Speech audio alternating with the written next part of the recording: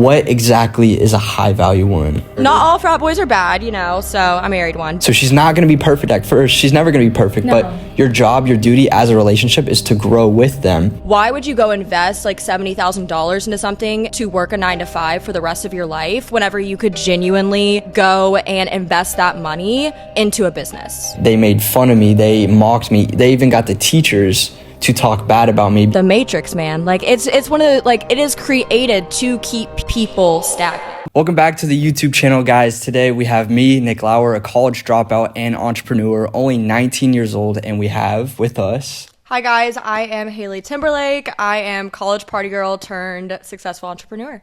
There you go. So we have a lot of questions for you guys, a lot that I came up with, a lot that she came up with, but we have a few that you guys asked as well. So you just talked about the college party life, right? Yeah, it's crazy. So tell us about, your overall college experience. Okay, so overall college experience, I honestly feel like I was meant to go to college because for anyone who doesn't know, I met my husband in college, but genuinely, like, I really didn't actually learn that much. Like, it's actually kind of crazy. Like, I feel like in college, the people that are teaching you are people that they've never done business. Like, especially in business school, like a lot of the people who are genuinely like teaching you, they've not once ever owned a business themselves. So it's kind of like, why are you teaching me how to run a business when you don't like do one yourself? So like class wise, like genuinely, I learned nothing like in college. It's actually kind of crazy. Like I learned a lot of things that like were not necessary. And then as far as like party wise, like I genuinely feel like I went down a really wrong path. Like it was like definitely something that, I never had alcohol till I was 19. I went to college and I just started drinking a lot, partying. I got in with the wrong crowd. I was, hanging out with all the frat boys, the whole thing. Yeah. It was kind of like just the vibe. And, that's what all my friends were doing. So I followed suit with it. And, it's not what everyone in college does. Not everyone does that type of thing, that type of party lifestyle. But I definitely for a while went down the wrong path, until I met my husband, who is a great guy. He's a man of God. And he really kind of just like brought me back to, where I needed to be. He was a frat boy too, but he was definitely like not a bad, Right. Yeah. It was definitely not all frat boys are bad, so I married one. But one of the big things that I really want to talk about is, honestly, I think that college is useless for anything business. Like, genuinely, I feel like it's not necessary. Like, why would you go invest like $70,000 into something to work a 9-to-5 for the rest of your life whenever you could genuinely go and invest that money into a business? Like it's one of those things that like I'm always like, why would someone do that? But it's because when people are so young, you don't know what you don't know, right? And I think that that's like really cool. You're so young, but like I think that a lot of people, I think it's crazy that you can take out $100,000 loan at the age of 18. Like that's wild. So one of the last things that I was going to say is, another thing that's crazy is, people will pay $1,200 per class, like in college, right? But then when it's like comes to investing in themselves, like whether it's their health, their fitness, their wellness, like, or a business, like people are like, oh, it's a scam. Like they're like, oh, like online money, Wi-Fi money, like that kind of thing is a scam. Like you can't make it. It's like, okay, well you can. Like I literally do that. And so do a lot of other people that I work with. So it's definitely like one of those things that it's like, college is cool and all. I definitely had a good experience, like in different areas, but for me, like it was necessary because I met my husband, but anything else, I'm like, none of that was necessary. So Right. Yeah. So to go back on what you said, so I'm technically ahead of my age. I did college in high school. Okay. And I remember I graduated high school and then 2 days later I went to college orientation. Yeah. And I remember they're like all excited, like, oh yeah, we got this going on. And they're like, you have, let's just say 60 days until college starts. I pulled out my phone. I wrote in my notes, I have 60 days to do whatever it takes. Oh my gosh. So all summer, I like tried to learn, try to find myself, see what what was best for me. And to be fair, I actually did go to college last semester, but I did one class and it was online. I never opened it once. Wow. I was basically like, screw this. So yeah, I wrote down, I have 60 days to do whatever it takes. And then in that duration, I took courses, I learned, and then a month or like 3 weeks before the semester ended, landed that first client, which we'll go into. But that's awesome. My college experience. That's like I feel like, you know, a lot of people like in business, like it's crazy. Like most of the like successful entrepreneurs that I know, either they didn't go to college or they dropped out. Right. You know, and then I feel like there are some people, you know, they went to college and they're just like, yeah, nah, like 9 to 5. Like the thought of doing a 9 to 5, like it makes me sick. Like I'm like, why would I want to drive to work every day? Like, ew. Right. Like that's just like that just like gives me a pit in my stomach that I used to get whenever I never had a 9 to 5, but I worked a serving shift in college, and I was like the worst worker ever. Like I always was calling off. Like I never wanted to go in because like I don't like work unless I'm passionate about it. And whenever I'm passionate about it, I'm very good at it. So yeah, it's crazy. So like with your college experience, you know, from seeing your old videos, your old pictures, you lived a very, let's say, different, degenerate life at the time. Yeah, no, for sure. So at what point in college did that kind of just like switch for you, or after, whenever that was? So it didn't happen. So I actually went to college for 5 years. So I was a super senior. So I genuinely, it clicked my, like the first senior year that I had, if that makes sense. Gotcha. So I like was never good at college. I never cared about my classes. I was just partying, right? Like it was just like, it was honestly, it wasn't my focus, like, or priority at all. So when it really clicked that I needed to stop that was I was actually in Hawaii, and this is like so crazy. So I was on a trip with like my family to Hawaii, and I had no money. Like, and I was like, I wanted to buy things and I couldn't. And like, it was so weird. Cause like, I mean, I was over 18. I didn't want to ask my parents to buy anything for me or buy drinks for me or like anything like that. Like that was weird. And, you know,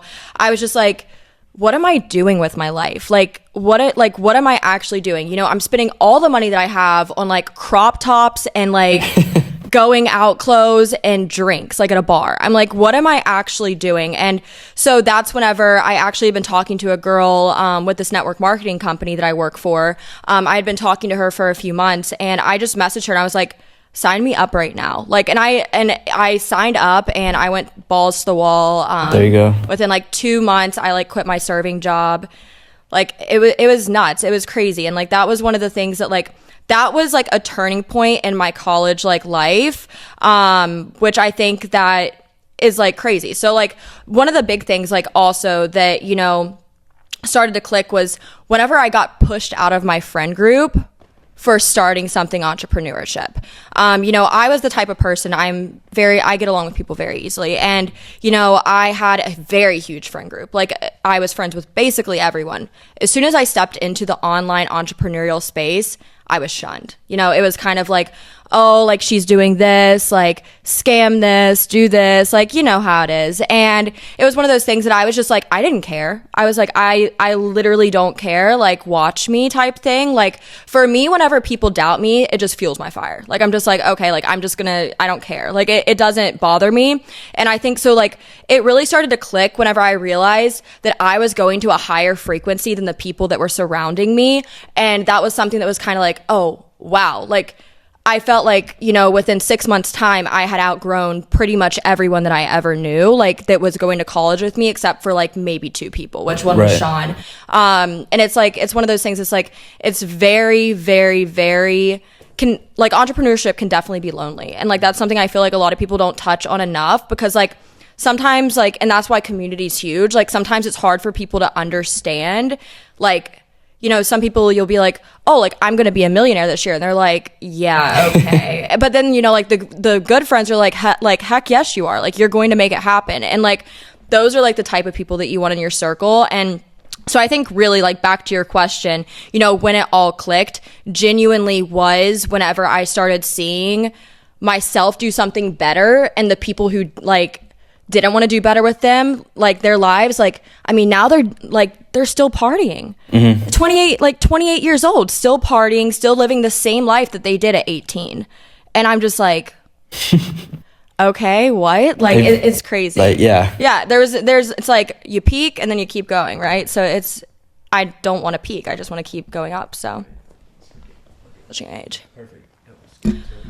Okay, so since we just discussed, you know, my crazy college story whenever I was actually your age. Yes. My question for you is, how did you get interested into entrepreneurship at the age that you are? Or so, even younger? Right. I mean, it started a long time ago. Yeah. My first business was actually 13, 14, around there. Wow. And I had a clothing brand, but it was, it's hard to start a clothing brand, any clothing brand. So I did more Nashville-based, Nashville designs, and they had meanings behind it. So it was like a clothing brand, stickers, all that good stuff. All my mom's Facebook friends bought it or whatever. So it was successful. Yeah. But, ever since then, I always just liked learning things and, providing value. But I didn't understand it then. I was like, oh, people are buying my stuff. It's great. But it was just my mom's friends, right? Exactly. So, in high school, I, naturally inclined to cameras and videography. And Stop. I'm sorry. you're good. I was trying to post it. That's good for retention. You're good. So then, let's see. Going into my high school year, I and we'll talk about it, like what really fueled all this. But I started to do TikToks and stuff. But it wasn't me dancing in front of the camera. It was like taking pictures of nature, stuff like that. And my high school, they started to pick it up, some of the people, and they wanted me to film like hype videos or whatever. And my first video is out there, the worst video I've ever made. But they loved it. I was like, okay, maybe there's something here. So like I said, when I was in my senior year of high school, I just started making more videos, and it ended up doing football videos, homecoming videos. And then parents saw it, now I'm filming for their businesses. My videos are on the news. I'm flying out to film Young Gravy, DJ Snake, all this crazy stuff. So that was successful, and that was my first taste of business, which this actually was a year ago. But I didn't understand how to package things, how to scale, how to truly provide value. So then last August is when I started taking courses, investing in yourself, learning about SMMA, and then the rest is history. So. Okay, so piggybacking off of that, how have things changed from your first business to now? Obviously, a lot of things. One, I've changed, and that's changed a lot of things. But really, it's so simple, but it's not. It's literally just supply and demand, but it's understanding the psychology behind it, the roots of it. So what's changed is, one, learning to package things and learning to provide value to someone. Because I tell people all the time, money means nothing. It's literally just like the middleman, the exchange of value. Money's not real. Right. And it's understanding that. So it's like once I had that paradigm shift, that's really what's changed, is the paradigm shift. And once you do that, like I said, you can package things, you can scale your personal brand, you can scale your brand, and it literally comes down to a mutual exchange of value. Exactly. Scaling's a fun time. Yes, and scary sometimes. It can be scary, but it's definitely a fun time, especially, planning out those goals and like scaling your business. Yep. Okay, so what is your biggest tip to anyone wanting to get started with entrepreneurship? Biggest tip is to learn to accept failure. Absolutely. And I think that will take us to our next question, but failure is a very beautiful thing if you let it happen, and failure is part of the process. I think for many of us, when we jump into it, we're scared. We're always scared of failure, and we feel like if we fail, then everything's going to be ruined. Right. Yeah. You're going to ruin your business. You're going to ruin your clients, but failure is really part of the process. So my biggest advice is be ready to fail. Yeah. The people who are the most successful fail the most, and the people who they never fail, they're not successful. 100%. Yeah. And another thing on top of that is just take risks.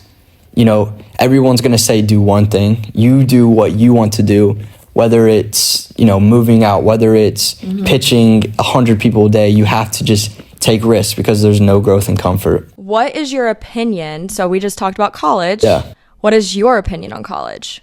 So like I said, I just turned 19. I'm ahead of everyone my age for the most part, because I took it in high school. And that's actually why I switched high schools. I went to private school my entire life, and I switched to public to take college and high school to get ahead, which is just ironic because I don't go now.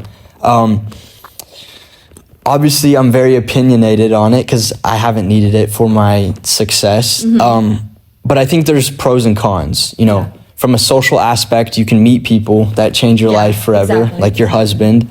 You can meet, I will say, where I am today is because of college, the college classes. In fact, next week I have to go and speak to the class in college that got me to where I am today. Because like the projects that I had, they changed my life, but that's because I chose to. You know, we're all given the same tools. It's just what do we build with it? So there's a lot of opportunities in college, but there's a lot of cons, the partying, the degeneracy, and also the agendas pushed on you. You know, you're going to get an agenda pushed on you anywhere, but you're not really, you don't get to think freely. And the biggest agenda is really that, you know, you're here to learn, and now you're going to go back and learn again and work for someone. The Matrix. Yes. For sure. You know, and I think that that's one of the biggest things that like colleges push. And it's like, think about it. Why do colleges not really teach entrepreneurship? Right. I mean, like some have like, like an entrepreneurship degree, but it's nothing. Like it's literally it's just like, paper. I took entrepreneurship classes. Like, why would you go to school for entrepreneurship? Just go out and do it. Like fail and learn. Like don't pay $100K for a paper. Like, and here's the thing too. The same day I had that orientation, I went to my business class where all the teachers came in, or professors. Yeah. And I remember this one guy came in, he was the head of it. And he was a lot larger, he was lazier. And I just sat there and he just talked about, yeah, we're going to teach you X, Y, and Z. And I was like, if you have all this knowledge, why aren't you applying it to the real world? Why are you not coming on in here saying that you're running a multi-million-dollar business? It wasn't making sense for me. Yeah. But with that, another thing about college is they're going to teach you, one, what the system is designed for, but also they don't teach you what's working, what's not, especially in social media.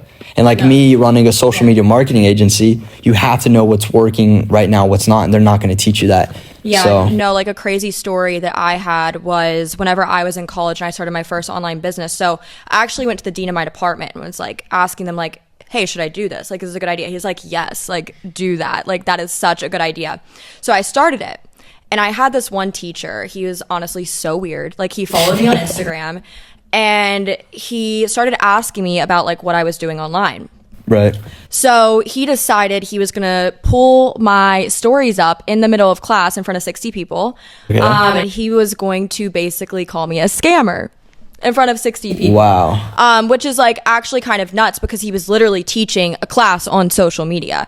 And it was one of those things that like, I didn't care. I was just like, I have the mindset where I'm just like, you know, whenever you try to put other people down, like that's just like, you're jealous. Like that really is just like the end of the day. You know, he's 50 years old and you're sitting there making fun of somebody who is literally 19. Like it's just kind of one of those things that's, you know, doing something better for their life. So like that was like a crazy story in college that I was just like, what the heck? Like it was nuts. It was nuts. So we talked about, you know, your college experience and whatnot. So, you know, you said in the first senior year, things started to shift. So what exactly did that shift look like? What did your habits change? Did your group change? Like what exactly did that look like? Honestly, everything changed. Like that was one of the big things is everything in my life changed. I started saying no to things, which I was a people pleaser. You know, I grew up always saying yes to people. My mom is the same way. I mean, she's the kindest woman I've ever met. And she is so sweet. And like, that's kind of like, you know, how I really grew up was like always saying yes and always, you know, it was always saying yes. So, you know, one of the other things that I learned was, you know, installing boundaries. Right. Like, I feel like a lot of people don't have boundaries, and I grew my business very successful without boundaries, but I burn out. And I think a lot of people, like, you know, they're like, oh, like work, but it's like, you still have to have a life. Like you still have to go and, you know, have friends. Like those are things like if you want to be successful, you may be able to go a few years without it and see success, but it's not going to be long term because then you're going to be like, what am I working for? Like I'm not actually living. Like it's one of those things that, you know, and I did that. So I started having boundaries. I really went from going out 4 or 5 nights a week. Yeah, crazy. To, I mean, my senior year, I think I went out maybe 3 times, and it was just for people's birthdays, and I just stayed a little while and was like, peace out. It's kind of like now, like my friends will be like, you want to go out? And I'm like, no. Like, no. Like I personally have zero interest in alcohol. Like it's like one of those things that's just like the Matrix, man. Like it's one of the, like it is created to keep people stagnant. Yep, like suppressed. To keep people suppressed, to keep people like just sad. Like it like people, like, why do people drink? They drink to get drunk, which is actually a sin. And at the end of the day, it's like one of those things. It's like, okay, so you're drinking to get drunk, basically to forget the bad behavior that you're doing. And it's like, drinking, there's no reason to. Like, people are like, oh, like, I drink for fun. I'm like, what's fun about waking up feeling like shit and not remember it, and not remembering anything? Like, that's scary. Like, I don't want to wake up and not remember anything. Like, I have, and that's scary. And it's like one of those things that's just like, no, it's not for me. So that was one of the big things. And then I started prioritizing relationships and myself instead of other people, you know, and I think that was like a big thing is, you know, I really reevaluated everything in my life. Like, who was good for me, who wasn't, who added to me, and who took away. And like something that I personally have done is, you know, you kind of sometimes have to see what kind of dead plants you're watering. Like, that's like one of the things, like, you can't pour into people. And like, this is like relationships and friendships, like, they are transactional. Like, you have to gain, like, it is a transaction of information. You can't be the one to always pour. Like, it has to be like an exchange. Like, and I'm not saying like both people have to do 50-50 all the time, but there has to be some type of value there. And I think that I really was able to kind of decipher that and pinpoint, okay, who do I want to be friends with, who I don't. And if I'm going to be completely honest, you know, I went from having dozens and dozens and dozens and dozens of friends. Like, I always was the party girl. I knew everyone. To I left college with my husband and my roommate, like, as friends. And I feel that because, like I said, I went from private school to public. So I went from a class of 20 people to 600 overnight. Wow. And in that process, this is when I was reevaluating my life and my people. And I realized, one, that a lot of my older friends weren't providing value.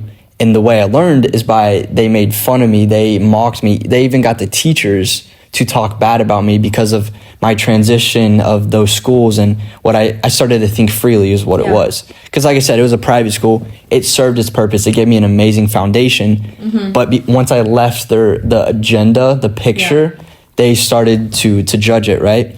And even in public school, because I had the camera, because I was making the cool videos, everyone knew who I was. But as I graduated, I knew those people wouldn't serve me. So I had to drop a lot of people as well. And I talked to maybe 3 people that I went to high school with. And I tell everyone, the strongest friends that I have now, I've met in the last year. Yeah, same. Not the last. 110%. I haven't spoken to not one single person in high school in at least like 4 or 5 years. Yeah. Not one.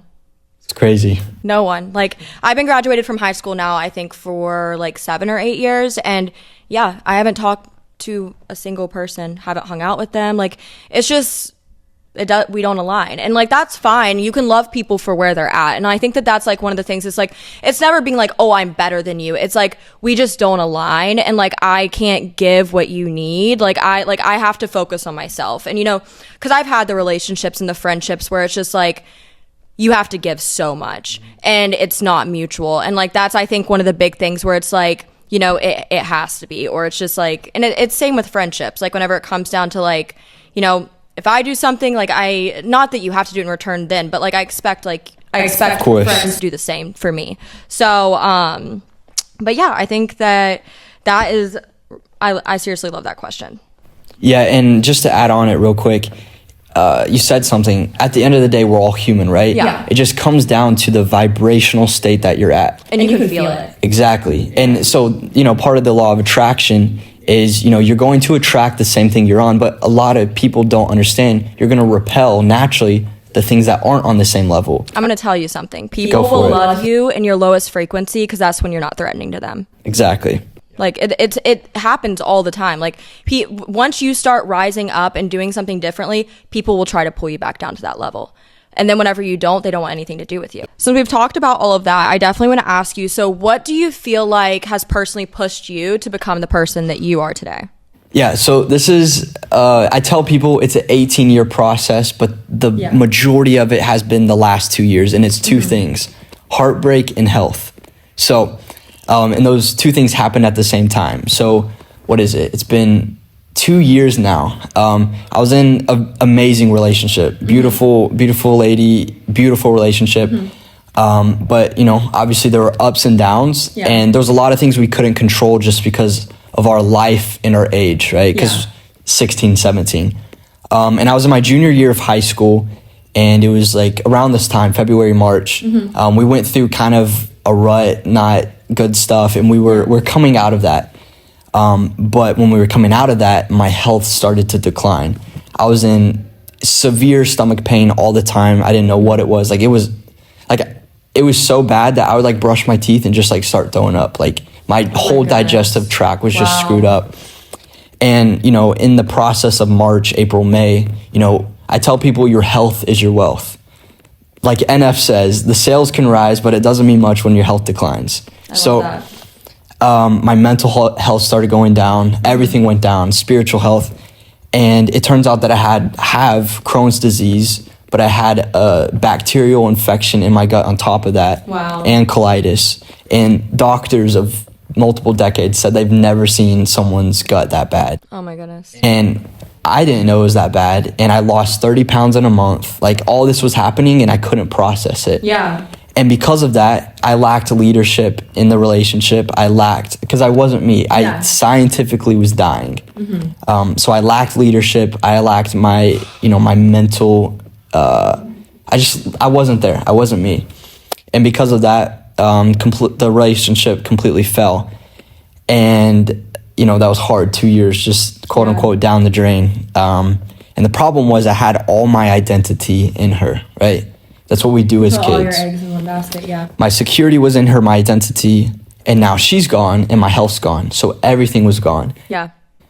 And I can remember the day, not the exact day, but the scenario. I just laid in my bedroom, sick, just destroyed. And I sat there and I just like talked to God. And I wasn't like, why is this happening to me? I said, how? How can I use this for good? How can I use it as a stepping stone? And right then and there is where I learned that emptiness sparks purpose for anyone, because you start to question. Yeah. But it comes down to where you funnel that energy. And so what I did is I funneled it into motivation, right? But then that's a whole nother ball game. Motivation can either get you a little dopamine rush, or you can funnel the motivation into discipline. So what I did, instead of hooking up with girls, instead of partying, instead of all this degeneracy, I funneled it into the gym. I funneled it into reading, writing, praying, meditation. And that's what got me to where I am today is, you know, literally I tell people I killed my old self. As brutal as it sounds, it was dying, but I decided to kill it. And once I did that, I just built it from there. So that was a lot, but that's kind of like I'm at a loss for words. Like, I'm just so proud of you. Like, that's incredible. Yeah, and people think it happened overnight.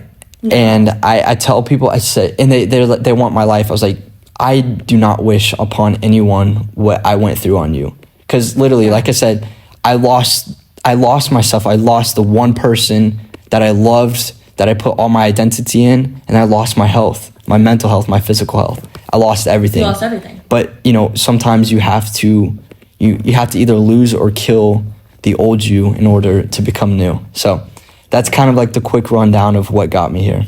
Oh my goodness, that's honestly incredible. And like, you know, what's really incredible about that is you funneled such a bad situation into a positive one. Right. And like, I know that that's like hard, and it's like one thing like for it to be hard, but some people will just spiral down instead of upwards.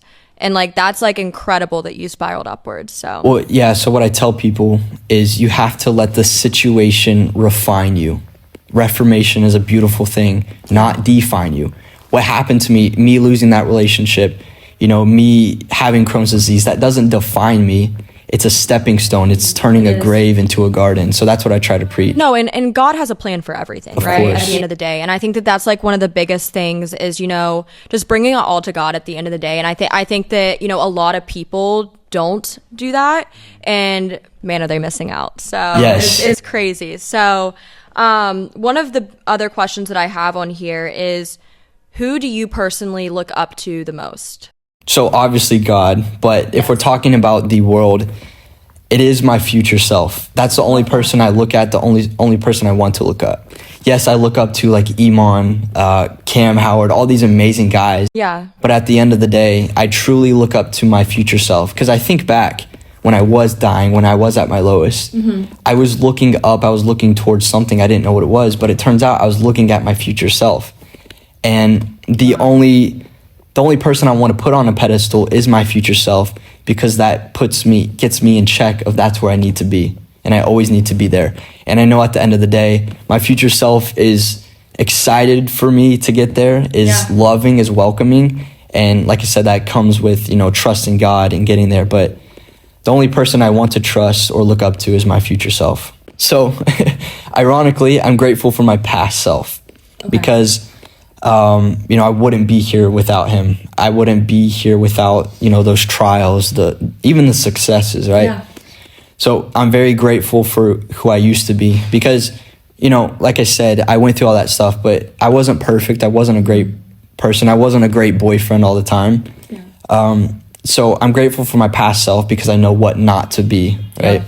Yeah. And it's a lot of my friendships, but also my past, it's a mirror. I can see the timeline of my growth within it. Mm-hmm. And then on top of that, family, I don't have the most structured family. I have divorced parents. I don't have, all my grandparents are dead, right? So I've never experienced that quote unquote structure, but I'm still grateful for my family, because we all talk, we're all connected, we're all loving.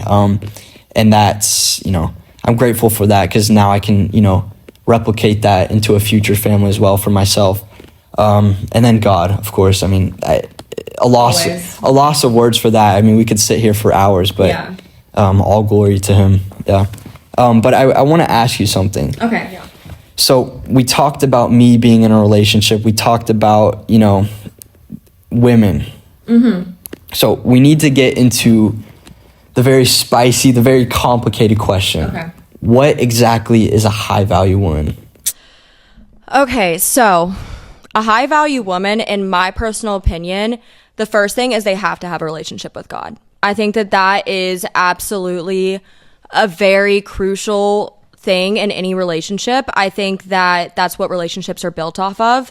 And, God is at the center of all marriages. So I think that is one thing, that has to be straight. And, one of the other things is, not they're not immature. I think maturity, I get sometimes people are younger and things like that, but just having a mature mindset, I think, is one of the biggest things. Always looking for answers and solutions instead of complaining, right? So another one is they have their priorities straight. So they're not going out there partying, being crazy, anything like that. Personally, I just feel like that's the opposite of high value. I feel like that's very low vibrational. And like we were talking about earlier, you can feel when the vibes are off. So, and the last thing is that I want to say is I think sometimes people think when you say high value, you mean they have to grind. They have to be literally a hustler, working, all of that kind of stuff. That doesn't make you a high value woman. It's your values that makes you a high value woman. It's what you personally can bring to the table. And when you know who you are and you are confident in that, that just makes you high value. Yes, and I will say from a guy's perspective, one of the most attractive things in a woman is independence. But when I say that, it's confidence in themselves. They know that they are beautifully and wonderfully created, right? Yeah. But with that, I'm going to add on to something. So I'm not going to go into a lot of detail, but obviously I get to know a lot of females, right? Because I have to, you have to know what's out there. You have to evaluate. And I hung out with one female the other day. She's actually your age, so 8 years older than me at the time. And, we talked and stuff, and I could tell the vibes were off. But long story short, she came back and basically ripped me another one, saying that you think you're all that, you have this business, great, whatever. It was disgusting. So I want to say this to the guys. The right woman will motivate and push you. The wrong one will distract you and drag you down. So always be mindful of that. Yeah. And I think that's one thing to understand, because some people they exchange high value as oh, this woman is $1 million earner. Right. And that, I don't think that's that. I think that finding someone who motivates you as a man, because at the end of the day, women are different than men, period. Women are you have to be in tune with your femininity. And I think that men have to be in tune with their masculinity. And if a man is not in tune with his masculinity, then he's going to cause the woman to be more masculine, which is not a good thing. So I think that is one thing that is like very, very important in a relationship is, like the man provides, right? Like that is one of the things that and like the woman nurtures. That's just how it is. That's how God created it. Yes. So. Yeah. And another thing too is, like you said, the man is supposed to provide, supposed to have the structure, supposed to be the head of everything. But at the same time, who you're around, guys, that you have to think, you want her to raise your kids. And, at the end of the day, you want a female that is going to be your backbone. They're your best friend. They should always support you. Right. And, I think back, not that my, who I was with was not high value, but I think of when I was at my lowest, we didn't really understand that. And, you were young too. Right. We were very young, junior, sophomore in high school. Yeah. But you need to think down the road, if you're going to be sick, is she going to provide for you? Yeah. Yeah. Yep. 100%. And I think like one tip that I can give any guys that are watching this, like, is really write out qualities that you want in a woman. Yeah. Or vice versa, like if any girls are watching this. Because I think that is one thing, a lot of people, they just hop on Tinder.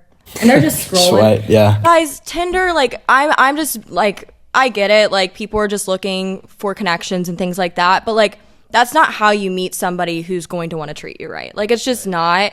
And I think genuinely, like, one of the biggest things is, like, really, like, just going out there and, like, dating around. Like, and I know that can sound weird. And when I say dating around, I don't mean, like, going back with someone. I mean, like, going out there and, like, knowing the questions that you want to ask. Because, like, let's be honest, like a first or second date, you should know if you want to be with the person, like you want to pursue a relationship with that person. Like you should get those questions out, like big ones, like financial talks, like anything that is very important, like religion's huge. Yes. Like that is a make it or break it in a lot of relationships. And I think that's a really, really big thing. And how many kids people want. Like some people will be like, oh my gosh, like to ask that on like a first or second date, like that's crazy. I'm like, it's not, because why waste your time? This is your future. Like why waste your time? Like if you ask somebody, hey, like how many kids do you want? They're like, none. And you're like, okay. Like, but then if you never ask that question and you get to the point where you're already in love with this person and they say that, that's going to be really hard. Right. So I think that the best advice is like writing out qualities you want and also reflecting on past relationships and figuring out, the good and the bad and just taking them and separating them and figuring out, what you want and what you don't want. Okay. So we talked about high value women, all that good stuff. So honestly, there's a new wave of guys out here. We are persistently pursuing our full potential. We are, we're not putting our identity in different things. We are just grinding. We're hitting the gym. We're growing ourselves. But I feel like a lot of us out here, we feel as if there is no high value women out there, because all we see on TikTok is these women partying, talking about their body count, on the streets, which first of all, you got to see where, these women are. If they're on the streets, makes sense. But a lot of these guys feel as if there's no high value women out there. There's obviously a lot. So how can a high value man truly attract a high value woman? So I think that this is a very complex question. I think one of the biggest things is being okay with being alone.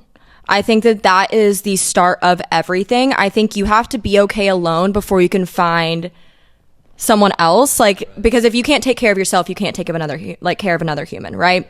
So I think that is the first step. The next step is a lot of people they think, oh, if I just I'm just gonna pray and God's just gonna randomly give me this person. You have to be out there. You have to I think a lot of people, especially people in the entrepreneur space, they're all cooped up all the time. They're always on the grind, which love that, but I think that really getting out there and meeting people is important. Whether it's going to networking events, high social events, going to church, I think that those are all things that put you in the position to meet women that align with you. And I think that as far as attracting a high value woman, I think it's it comes down to say you are talking to a woman, it's all an energy thing. And I think that that's one thing. Whenever you're in a room with someone that they have high energy, you definitely feel that, and you're okay, wow, this is incredible. So I think the best way that you can attract a high value woman is by putting yourself in the position to meet one. And I think, like I said, some people will be like, well, I don't like know how to meet one. It's because people aren't actually going out there. They're just sitting in their apartment swiping on Tinder. Right. They're like, oh, well, I'm going to go on this date and we'll like have a talk and like see, like, people are on Tinder to like meet high value people, like genuinely. Like, sorry to anyone like on Tinder, but like like it's really, it's one of those things that it's like, you know, some people, you know, find their match on Tinder, but it's definitely probably hard and you would have a lot more like failures. So I definitely recommend, like, to anyone looking for someone high value, like, just put yourself in the situation and going places where high value people would go. So like, that's not the bar. Like, we're in Nashville, so it's not Broadway. Right. Like, they're not going to be on Broadway. Like, I mean, maybe if there's a batch party or something like that, but it's not going out to a bar. Like, some people are like, oh, like, I met my husband at a bar, and I'm like, that's great. Like, that's amazing. And like, it does happen, but like, definitely, like, for reference, like, whenever you are like in college and you're always partying and like doing all of that kind of stuff, like, I think that it's a lot of times people, like, they vibrate at the same level, right? So like, for example, my husband and I, we were literally vibrating at the same level, and it's like, it's beautiful because we've both grown together. So I think that definitely just finding someone that is on the same page of growing, and the same page of really just wanting to be able to provide and take care of you as much as you are her. Right. And I'm glad you said something about growing, because especially for me, and I know any guy, you know, they have this picture of what a high value woman is. And I think a lot of them, you know, she's hot, she's rich, she's all this stuff. Yeah. First of all, you can't have a picture of, you know, who it is, because you're never going to find it. No. And with that, you know, whoever you're going to find is not going to be perfect. And that's the beauty of it. Yes. The beauty of a relationship is to grow. So she's not going to be perfect at first. She's never going to be perfect. No. But your job, your duty as a relationship is to grow with them. Yep. So like you said, you know, you want to have these said standards, these pillars that they have. They're not always going to follow them, but if they're willing to grow, that's what it comes down to, is willing to grow. They're not always going to have all the qualities, right? Like, no one, like, you could write out your perfect person, you're never going to find that person. Exactly. Like, right? Like, it's like, it's one of those things that, like, they just need to have qualities that you are looking for. A good foundation. A good foundation. And like, that's one of the biggest things that I think that, like, guys, especially young guys, like, just like focusing in on themselves and like literally like just like praying about it as well. But like I said, like, and I tell that to all my girlfriends too that are single. You know, some of my friends are 26, 27 years old and they're still single, and they're like, oh my gosh, like, everyone's getting married around me, like, everyone's getting engaged. And I'm like, God has a timing for you. Like, you just have, but it really comes down, you have to be happy by yourself before you can be happy with someone else. And like, growth, like you were saying, like, growth is huge. Like, I look back, like you were saying, like, your old self died, like literally same. Like, people that I like went to college with will meet me now and they're like, you are not the same. I'm like, no, like, that's like good. Gone. Yeah. It's one of those things, but it's like sometimes really weird because I'm like, you are the same. It's like exactly the same. But yeah, I definitely think that, like, that's one of the biggest things. Another place that you could meet people is, you know, nice restaurants, like things like that. But yeah. Because atmosphere is everything. Atmosphere is everything, for sure. So, you know, talking about high value women, I know there's a lot of guys watching, but I'm sure there's a few females that, you know, are in entrepreneur space. How do you as a female, or how does a woman present anything business-wise to a man? And, you know, should they filter it? Do they filter it? Like, how should they present an opportunity? In my opinion, no. I think that whenever you are confident in what you bring to the table, I think that you just need to be yourself. I think that that is what shows everything. And, you know, whether it's presenting a business idea, working, like, having a business partner, like, I definitely think, like, I mean, I have a guy mentor, and I talk to him the same way as I would talk to any guy. And, you know, like, or any girl, like I don't change who I am whenever I'm talking to certain people, because I don't know. I feel like it's not necessary. Right. And I believe too, you know, the way you present opportunities, or the way you present anything, there's going to be consequences, good or bad. Mm-hmm. And the way you angle it is the angle in which the opportunities you Absolutely. Get. So if you come in a little bit of fake, you're going to have to deal with things that aren't you. And that's a whole nother, exactly. Whole nother ballgame. That's one of the biggest things is, like, once you start something that doesn't align with you and you have to continue it, like, it's going to be very, very hard. And I think that that's why, like, just out of the gate, be yourself. Yeah. And so being yourself, especially as a female, that's a very independent thing. So what exactly, or how can a female be independent? What does that look like? Self-sufficiency. I think that that's like one of the biggest things. I feel like a lot of people want to rely on other people to do everything for them. And I think that one of the biggest things genuinely is being self-sufficient. Another, quality of independence is just genuinely, like, it goes along with self-sufficiency, but like getting things done. Like, not procrastinating. I feel like so many people, like, I see all of these TikToks about how people procrastinate like crazy, and I'm like, don't do that. Like, it's like one of those things, like, discipline is huge. And I think a lot of people, like, especially when working for yourself, like, discipline can be hard. So just learning when to maximize that. But I think as far as being independent, like, I mean, it kind of goes back to like the relationship thing too, is like being confident in like yourself. And, if you're confident within yourself, then you can do anything. 100%. Yeah. Someone asked me the other day, they're like, who are you? I was like, good question. I don't think I ever asked myself that. Yeah. Like, I've been able to accomplish all these things, but I don't think I actually identified who I am. And I think, I think we should ask ourselves that daily, especially as entrepreneurs. We get, some days we're like, why are we doing this? Like, sometimes you can get lost. Like, what is the point of this? And I think it's good to remind yourself who you are, where you came from. Yeah. I think for entrepreneurs, some people can get very ritzy, and I think you gotta be humble. Yeah. Okay, Nick. So going after all of that, the last question I'm going to ask is, what are your top 3 skills/tips that you would recommend to anyone watching this? Okay. So in life in general, one, have a relationship with God, because you'll never be fulfilled. You'll never truly be happy or truly accomplish what you should accomplish if you don't have a relationship with him. Yeah. So I wouldn't say that's a skill, but that's a foundation you need to have. Yes. Also, a skill is learning. I truly believe listening and learning is a skill you have to practice and you have to be disciplined to have. And that's something I lack in sometimes, especially is listening, because now I'm at the point where I'm teaching people, but I forget I need to listen and continually learn. I think on top of discipline is don't overwork yourself. A skill is setting boundaries, setting limits. And like you said, you can have boundaries in relationships, but you need to have boundaries in relationships, in your schedule in the day. Like, you need to have boundaries, which, coincides with discipline. Yeah. And I think a skill that will separate you apart from a lot of people we mentioned earlier is understanding that money means nothing, that it's just an exchange of value. And once you have that paradigm shift, I believe you can accomplish anything, because you'll understand truly what a business is and what providing value is. But for you, especially as a female entrepreneur, a high value woman, what skills do you recommend?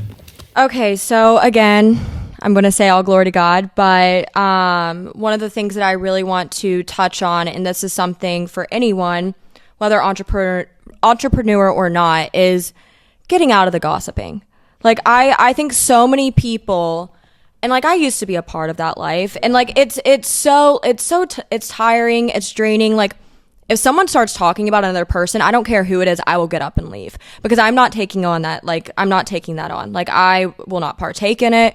Like, it's just not for me. And I think that, like, one of the biggest things is like being okay with not being okay with it, and having like being able to get up and leave. Like, I feel like a lot of people, like, it comes down to the people pleaser, right? Like, it comes down to like, oh my gosh, like, this person's talking to me like about this person, like, I want to help them, but like, they're talking really bad about them. Like, what do I do? Like, and I think it's one of those things, like, it's very, very important to, like, if you have a no tolerance rule. Another tip that I give, and I don't say that everyone needs to do this, but try a sober lifestyle for literally like 1 year. Obviously you don't drink, you're young, but I think that it's very, very impactful.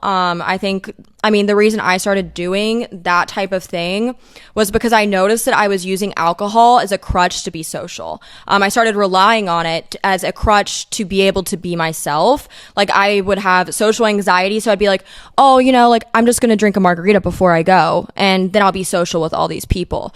And whenever I started really realizing, like, oh my gosh, like, I'm drinking to be social, like that's weird, then I really just was like, okay, well, I'm just cutting alcohol completely out. And there's a lot of other reasons behind it, but I'm not going to really go too much into depth with that. But it's changed my whole entire life. Like everything, all parts of my health. I'm not killing myself anymore over, right. There's that. Alcohol's horrible for you, your liver, like your whole entire body, like it's really, really bad. So I definitely think, if you care about your health, like alcohol's not a thing. Like, period. Like, it just isn't, like, anything like that. One of the last things that I have to say is communication. I think learning the skill of communication is huge because there's right ways to communicate and there's wrong ways to communicate. And I always tell people, once you learn how to communicate well, everything will change. Everything will shift. Your friendships, your relationships with your family, like it's very, very important.